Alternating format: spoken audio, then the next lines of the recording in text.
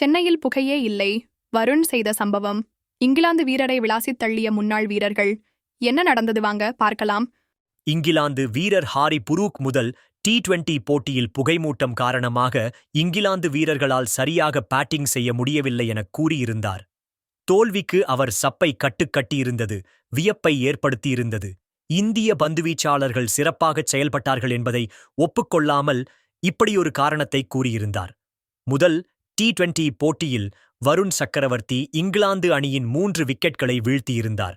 அதில் ஹாரி புரூக்கின் விக்கெட்டும் ஒன்று. அந்த போட்டியில் ஹாரி புரூக் 14 பந்துகளில் 17 ரன்கள் மட்டுமே எடுத்திருந்தார்.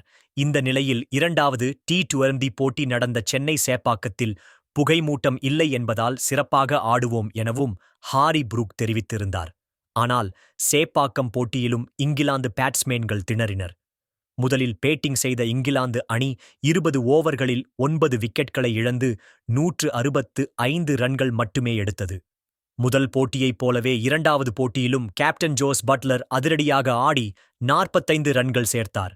அவருக்கு அடுத்து அதிகபட்சமாக ஆல்ரவுண்டரான பிரைடன் கார்ஸ் 31 ரன்கள் எடுத்திருந்தார்.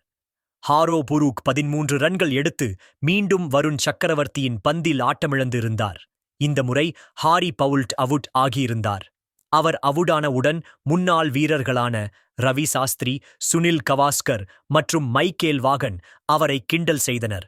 ஹாரி புரூக் ஆட்டமிழந்தபோது வர்ணனை செய்து கொண்டிருந்த ரவி சாஸ்திரி, மீண்டும் வருண் சக்கரவர்த்தி தான் விக்கெட்டை வீழ்த்தியுள்ளார்.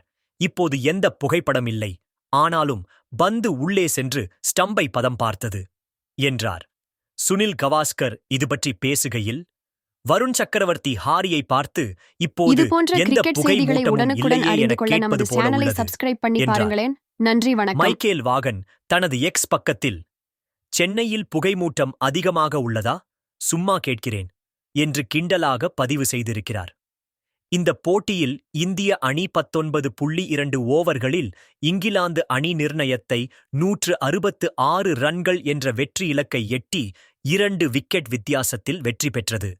திலக் வர்மா 55 பந்துகளில் 72 ரன்கள் குவித்து இந்திய அணியின் வெற்றிக்கு முக்கிய காரணமாக இருந்தார்.